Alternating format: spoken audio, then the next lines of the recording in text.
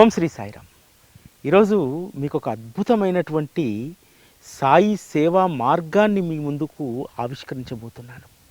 నేను చాలా సందర్భాల్లో చెప్తూ ఉంటాను కదా, నేను బాబా మార్గంలో రావడానికి మొట్టమొదటిసారి దర్శించినటువంటి గొప్ప మహనీయులు శ్రీ సత్యప్రదానంద ప్రభుజీ గారు. వారు ఏర్పాటు చేసినటువంటి సేవాశ్రమంలో ఇప్పుడు మనం ఉన్నాం.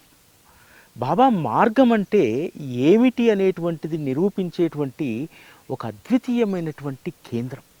సాయిధామముని సేవాశ్రమము ఉమ్మడి నల్గొండ జిల్లా బొమ్మల రాగారం మండలంలో ఉన్నటువంటి పెద్ద పర్వతాపురంలో ఉంటుంది.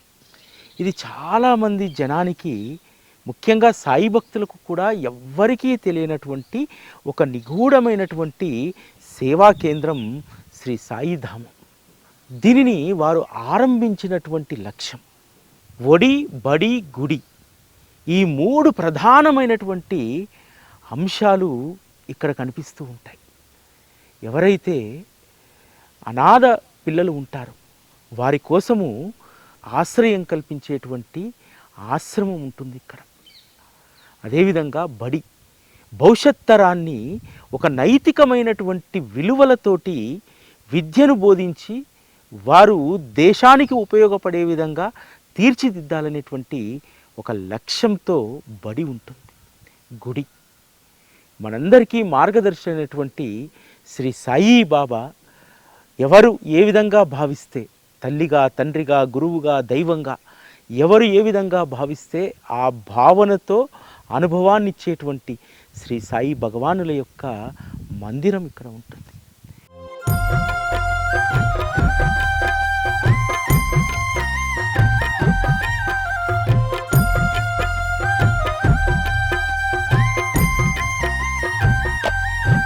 साई रहम नजर करना, बच्चों का पालन करना।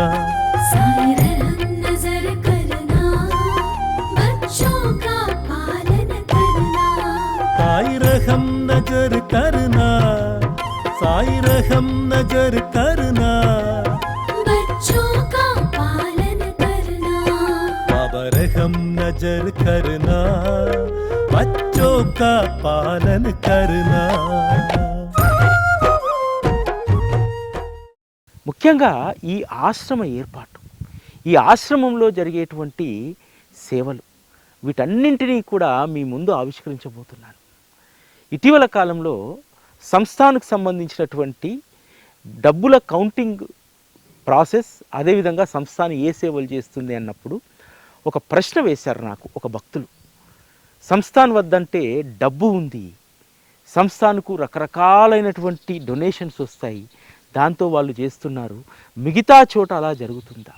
ఎస్, ఎటువంటి వనరులు లేనటువంటి, వనరులు నిలవలేనటువంటి ఒక వ్యవస్థ ఎంత నిబద్ధతతో నడుస్తుందో ఈ కార్యక్రమాన్ని చూస్తే మీకు తెలుస్తుంది. అంతేకాదు, ఈ ఆశ్రమ వ్యవస్థాపకులైనటువంటి శ్రీ సత్యప్రదానంద ప్రభుజీ గారు అసలు బాబా మార్గంలోకి ఎలా వచ్చారు? ఒక్కొక్క సందర్భంలో వారు ఈ ప్రస్థానంలోకి వచ్చినటువంటి తీరు, నా ప్రస్థానం కూడా వారి ప్రస్థానంలో కనిపిస్తూ ఉంటుంది. ఎందుకంటే బాబా బాగా భక్తి ఉన్నటువంటి వాళ్ళను ఆ భక్తి మార్గంలోనే ఉంచుతారు. కానీ ఎవరైతే తనను మొదట విశ్వసించరో, తన పట్ల భక్తిభావం ఉండదో, అటువంటి వారిని పట్టుకొని ఎంత గొప్ప పనులు చేయిస్తారనడానికి పూజ్యులు శ్రీ సత్యప్రదానంద ప్రభుజీ గారి యొక్క జీవితం ఒక నిదర్శనం. మొదట వారి జీవితం గురించి మనం తెలుసుకుందాం.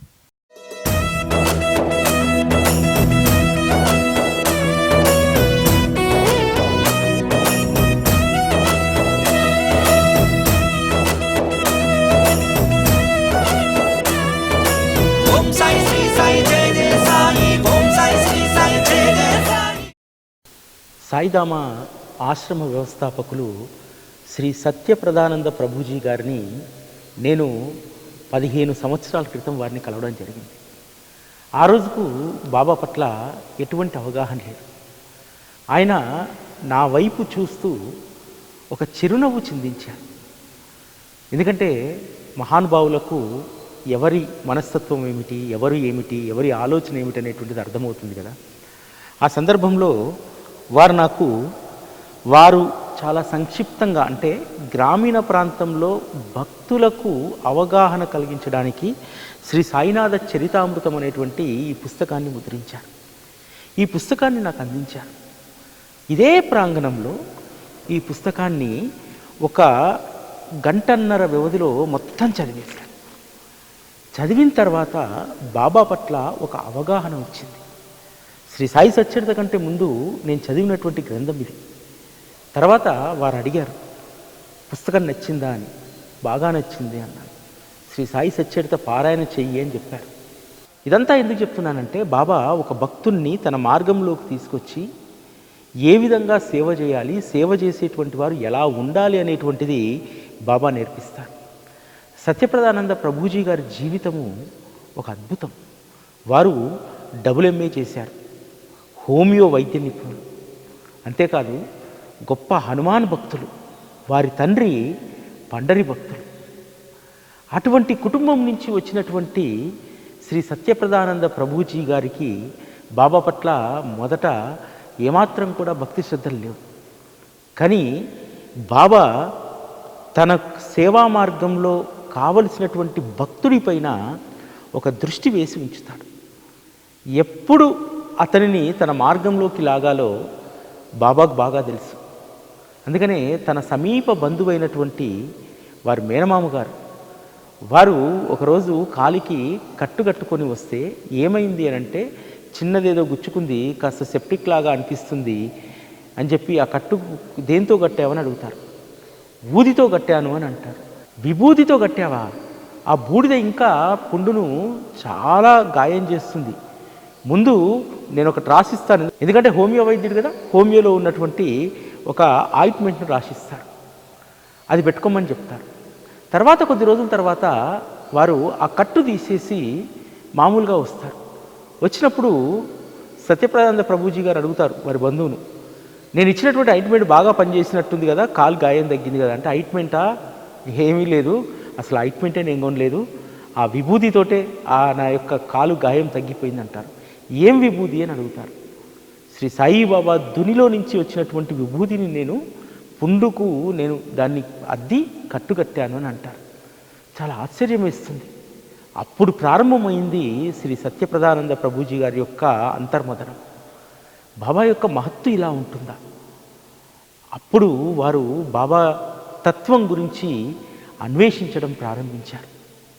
వారు లౌకికపరమైనటువంటి జీవితాన్ని గడుపుతూనే రామంతాపూర్, అప్సిగూడ ఆ ప్రాంతాల్లో సత్సంగాలను, సాయి భజనను, వీటన్నింటినీ కూడా నిర్వహించేటువంటి వారు. ఆ విధంగా బాబా మార్గంలోకి వచ్చినటువంటి వీరు, బాబా మార్గం అంటే కేవలం గుడి కాదు, ఒక సేవ చేయాలి. ఆ సేవ చేయడానికి ఒక ప్లాట్ఫామ్ కావాలి అని చెప్పి వారు నిర్ణయించుకుంటారు.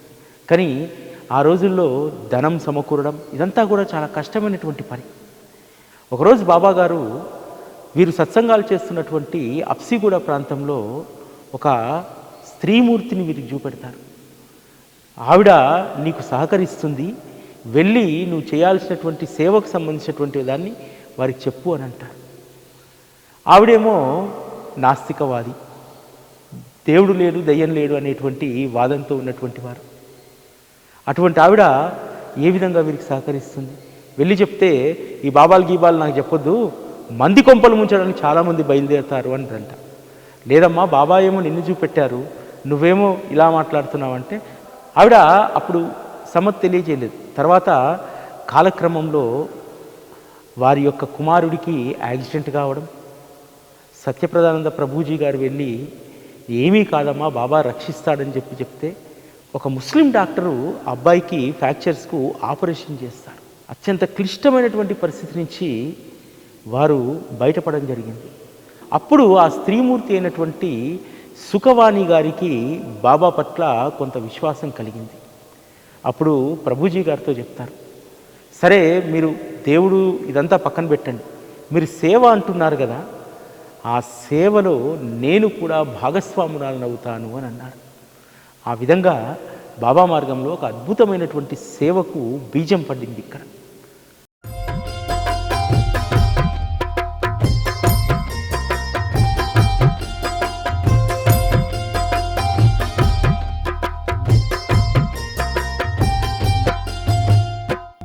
పంతొమ్మిది 1991లో సాయిధామం అనేటువంటి సేవాశ్రమ పనులు ప్రారంభమయ్యాయి.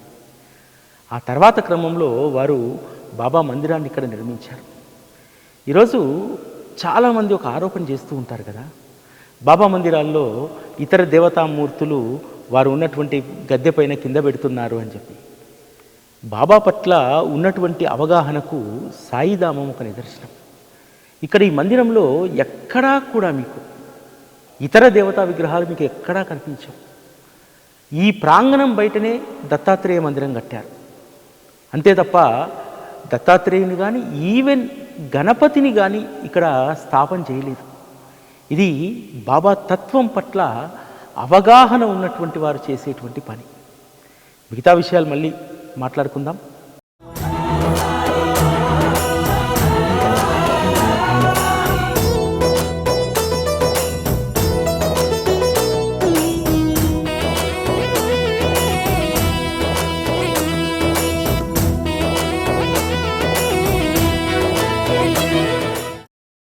బాబా తత్వము దేశ ఖ్యాతిని పెంపొందిస్తుంది. ఈ ప్రాంగణంలో ఉన్నటువంటి ఒడి బడి గుడి గొప్ప జాతీయ భావాన్ని ఇక్కడ నేర్పిస్తుంది. మనమందరము కూడా భరతమాత ముద్దు బిడ్డలం. ఏ జాతి అయినా, ఏ మతమైనా, ఏ కులమైనా మనందరము ఒకే తల్లి బిడ్డలమని చెప్పి ఇక్కడ ఉన్నటువంటి చిన్నారుల మనస్సుల్లో బీజం వేస్తుంది. ఎంత గొప్ప విషయం కదా. ఈరోజు మతాల పేరిట, ధర్మం పేరిట, కులాల పేరిట విధ్వంసం జరుగుతున్నటువంటి సందర్భంలో బాబా తత్వం, బాబా మార్గంలో ఉన్నటువంటి వారు ఎంత గొప్ప జాతీయ భావాన్ని, సమరస భావాన్ని పెంపొందిస్తారనడానికి ఇదొక నిదర్శనం. మనం మొన్న ఏమన్నారయ్యా సాయి అనేటువంటి పాటలో రాసుకున్నాం కదా, బాబా తత్వము దేశం యొక్క కీర్తిని నిలబెడుతుందని. ఎస్, బాబా తత్వం 100% దేశ గౌరవాన్ని నిలబెడుతుంది, సౌభ్రాతృత్వాన్ని నెలకొల్పుతుంది. ఇందుకు నిదర్శనం బాబా మార్గంలో ఉన్నటువంటి ఈ సేవా ఆశ్రమాలన్నీ కూడా. బాబా మార్గము కేవలం భక్తిని మాత్రమే బోధించదు, నైతికతను బోధిస్తుంది. ఇక్కడ వందలాది మంది విద్యార్థులు ఈరోజు ఈ ప్రాంగణంలో దాదాపు 22 సంవత్సరాలుగా ఇక్కడ విద్యను అభ్యసిస్తూ సమాజంలోకి వెళ్ళినటువంటి పిల్లలు ఎంత సంస్కారవంతులుగా మారి ఉంటారో ఒకసారి అర్థం చేసుకోండి. ఇక్కడ ఉన్నటువంటి మరిన్ని విశేషాలను ఇప్పుడు మనం తెలుసుకుందాం.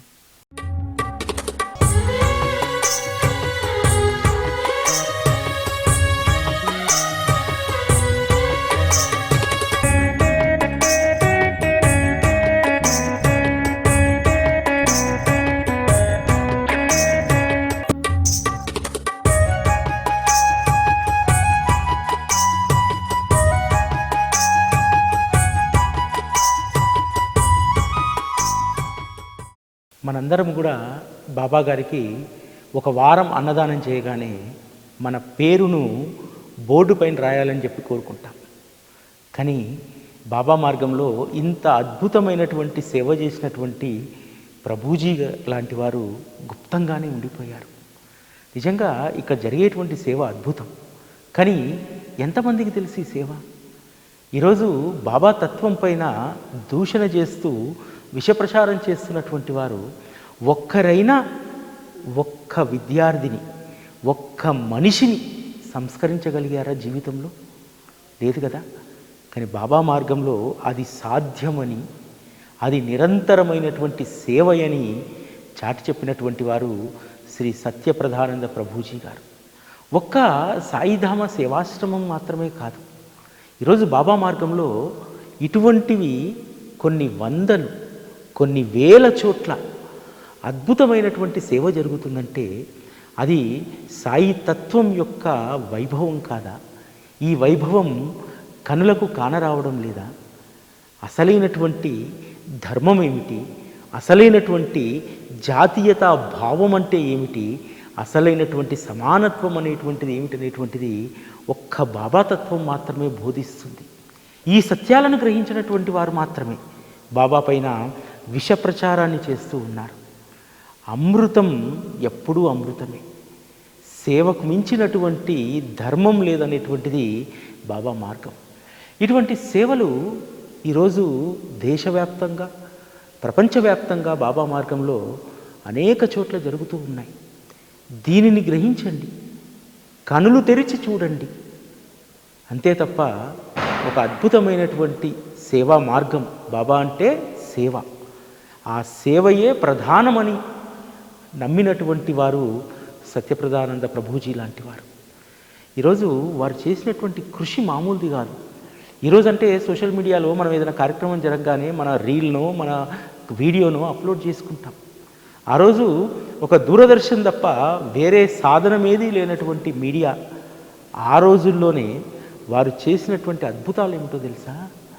నిత్యము సచ్చరిత పారాయణ, గ్రామ గ్రామాల్లో, కుగ్రామాల్లో సప్తాహాలు ఏర్పాటు చేసి ఉదయం పూట భగవద్గీత, సాయంత్రం పూట శ్రీ సాయి సచ్చరిత పైన అద్వితీయమైనటువంటి సప్తాహాలు చేసినటువంటి వారు శ్రీ సత్యప్రదానంద ప్రభుజీ గారు.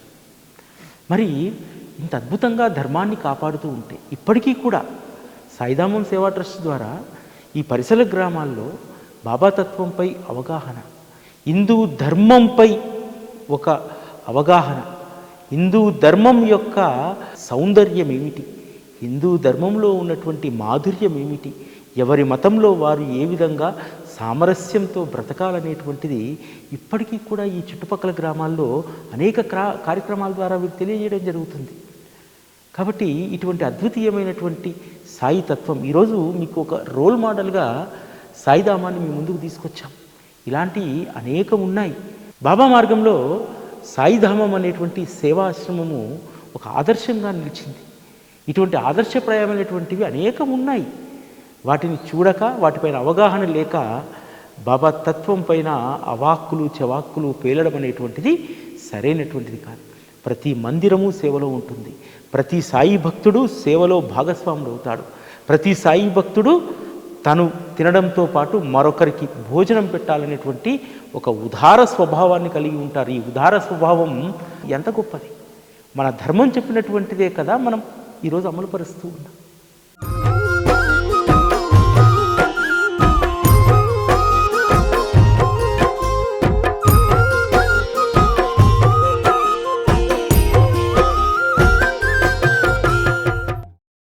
సత్యప్రదానంద ప్రభుజీ గారు 2015 జూన్ 22వ తేదీ వారి దేహాన్ని వదిలేయడం జరిగింది. ఆ రోజు ఇక్కడే వారికి సంస్కారాలు జరిగాయి. ఆ రోజు నేను వాహిని గారు ఇక్కడికి వచ్చాం. చాలా దూరంలో ఉన్నప్పటికీ కూడా వారి యొక్క ఆశయం, చాలా గొప్ప వ్యక్తులు వారు వెళ్ళిపోతున్నప్పుడు ఆ ఆశయాన్ని, వారు అనుకున్నటువంటి దాన్ని ముందుకు సాగించడానికి కొంతమందికి ప్రేరణిస్తారట. అదే జరిగింది.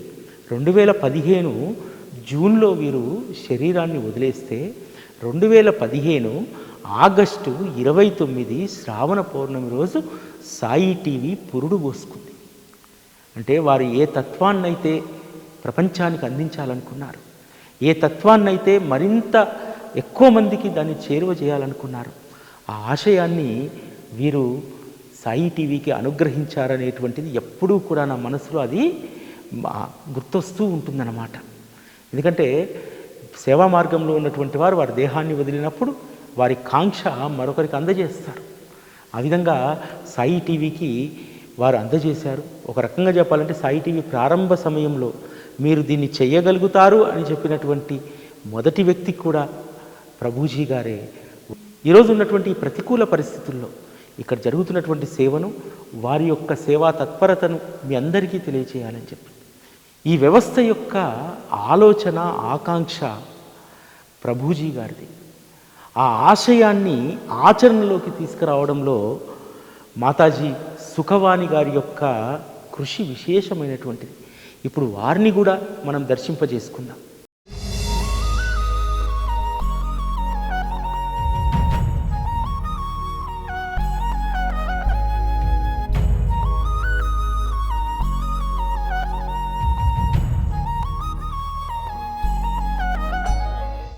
ప్రభుజీ గారి యొక్క సమాధి ప్రాంగణానికి జ్ఞానధామం అని చెప్పి పెట్టారు. మాతాజీ గారి యొక్క సమాధి ప్రాంగణానికి స్ఫూర్తిధామం అని పెట్టారు.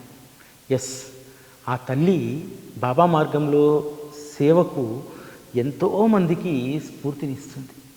నేను ఈ ఆశ్రమానికి 2013 ఆ ప్రాంతంలో అనుకుంటా వచ్చినప్పుడు అమ్మ వద్ద చిన్న చిన్న పిల్లలు ఉన్నారు, కొంతమంది అయితే పసిగుడ్డులు. నాకు ఆశ్చర్యం వేసింది, కన్న తల్లి వలె సాకుతుంది. ఈ ప్రాంతం అంతా కూడా చాలా వెనుకబడ్డటువంటి ప్రాంతం, ముఖ్యంగా గిరిజన తండాలు ఉండేటువంటి ప్రాంతం. ఆడపిల్లలు ఎక్కువ సంఖ్యలో పుడితే చాలామంది తల్లిదండ్రులు ఈ ఆశ్రమం ప్రాంగణంలో పిల్లల్ని వదిలేసి వెళ్ళేవాళ్ళు. అటువంటి పిల్లల్ని ఈ తల్లి సాకేటువంటిది. ఈ తల్లి సాకినటువంటి పిల్లలు ఈరోజు 20-22 సంవత్సరాలకు వచ్చినటువంటి వారు ఉన్నారు. చాలామంది ఇక్కడ, కొంతమంది ఇక్కడ ఉన్నటువంటి స్కూల్లోనే టీచర్లుగా పనిచేస్తున్నారు. కొంతమంది ఉన్నత విద్యను అభ్యసించి వారు బయటికి వెళ్ళినటువంటి వాళ్ళు ఉన్నారు.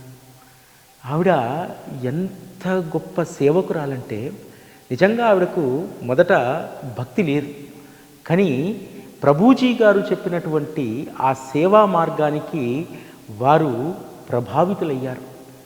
వారి యొక్క ఉద్యోగం ప్రభుత్వ ఉద్యోగం, మరొక 2 సంవత్సరాలు చేస్తే తప్ప పెన్షన్ బెనిఫిట్స్ రావు. అటువంటిది ఆ ఉద్యోగాన్ని వదిలేసి వారి భర్తతో సహా వచ్చి ఇదే ఆశ్రమంలో ఉంటూ ప్రభుజీ గారి యొక్క ఆశయ సాధన కోసం వారు పనిచేశారు. ప్రభుజీ గారు ఆశ్రమ వ్యవస్థాపన ప్రకటన సందర్భంగా 3 ఎకరాల్లో మనము ఆశ్రమం పెట్టబోతున్నామని చెప్పి మాతాజీ సుఖవాణి గారికి చెప్తే, ఆవిడ ఆ రోజు ప్రకటించేటప్పుడు మనము 33 ఎకరాల్లో అద్భుతమైనటువంటి సేవాశ్రమాన్ని పెడతాము అని అన్నారట. ఆమె వాక్కు ఫలించింది. ఆ రోజుకు 3 ఎకరాలు కూడా ఇంకా కొనలేదు, సేకరించలేదు. కానీ ఆవిడ వాక్కు ద్వారా వచ్చినటువంటి 33 ఎకరాల్లో ఈరోజు ఈ ప్రాంగణం ఉంది, నిగూఢంగా ఉంది, బయటికి ఆడంబరం లేదు. ఆడంబరం లేనటువంటి సేవే కదా అసలైనటువంటి బాబా మార్గం. అందుకని ఈ ప్రాంగణంలో 3 ప్రధానమైనటువంటివి ఉంటాయి బాబా మార్గంలో. ఒకటి ఒడి, బడి, గుడి. ఈ 3 ఉంటాయి. అంటే నిరాశ్రయులై బాల్యంలోనే తల్లిదండ్రులకు దూరంగా అనాథలుగా బ్రతికేటువంటి పిల్లలు ఇక్కడ సాయి ఒడిలో సేద తీరుతారు. అదేవిధంగా భవిష్యత్ తరానికి విద్య ముఖ్యమని చెప్పి ఈ ప్రాంతంలో ఉన్నటువంటి పిల్లలందరికీ కూడా విద్యను బోధించేటువంటి విద్యాలయాన్ని ఈ ప్రాంగణంలో ఉంది. గుడి సంస్కారానికి నిలయం అని చెప్పి ప్రభుజీ గారు ఎప్పుడూ చెప్తుండేటువంటి వారు. అటువంటి గుడి ఇక్కడ ఉంది. ఇక్కడ ఒక అద్భుతమైనటువంటి విషయాన్ని మీకు చెప్తాను. ప్రభుజీ గారు కూడా లౌకిక జీవితంలో ఉన్నారు, వారికి సంసారం ఉండేది, వారికి పిల్లలు ఉన్నారు. మాతాజీ సుఖవాణి గారికి కూడా కుటుంబం ఉంది. కానీ ఈ 33 ఎకరాల ప్రాంగణము చాలా విలువైనటువంటిది. సాధారణంగా అందులోకి వారసులు వస్తారు, కానీ ఈ ప్రాంగణంలోకి వీరి వారసులు రాలేరు. ఈ చుట్టుపక్కల ప్రాంతంలో ఉన్నటువంటి పిల్లలతోటి ప్రభుజీ గారు సమ్మర్ క్యాంపు నిర్వహించేవారు. ఆ సమ్మర్ క్యాంపుకు 9 సంవత్సరాలు ఉన్నటువంటి ఒక బాలుడు వచ్చాడు. ఆ బాలుడి యొక్క ప్రవర్తన ఇదంతా కూడా నచ్చి ప్రభుజీ గారు తల్లిదండ్రులను అడిగారు, ఈ పిల్లవాడిని ఆశ్రమంలో ఉంచగలుగుతారా అని చెప్పి. తల్లిదండ్రులు కూడా సమ్మతిస్తే ఆ బాలుణ్ణి తమ వెంట తిప్పుకొని విద్యాబుద్ధులు, సంస్కారము, వేదము అన్నీ కూడా నేర్పించి వారి తదనంతరం ఈ వ్యవస్థను నడిపేటువంటి బాధ్యతను వారికి అప్పగించారు. వారు కూడా సన్యాసాశ్రమంలో ఉంటూ హిందూ ధర్మం పట్ల నిబద్ధత కలిగినటువంటి శ్రీ రామానంద ప్రభుజీ గారు. ఇప్పుడు వారిని కలుసుకుని అనేక విషయాలు మనం మాట్లాడుకుందాం. అసలు సిసలైన తత్వం తెలుసుకున్నవాడు, బాబా తత్వంలో ప్రయాణిస్తున్నవాడు ఎవడు దారి తప్పడు. బాబా తప్పనివాడు. బాబా బాబా బాబా బాబా ఆనాడు రావణాసురుడు కనుక రాముడి భజన చేసినట్టు, నామస్మరణ చేసినట్టు, వీళ్ళు ప్రారబ్ధ కర్మ చేత వీళ్ళ పాపం పండడానికి బాబా వాళ్ళ చేత నామస్మరణ చేయిస్తున్నాడు.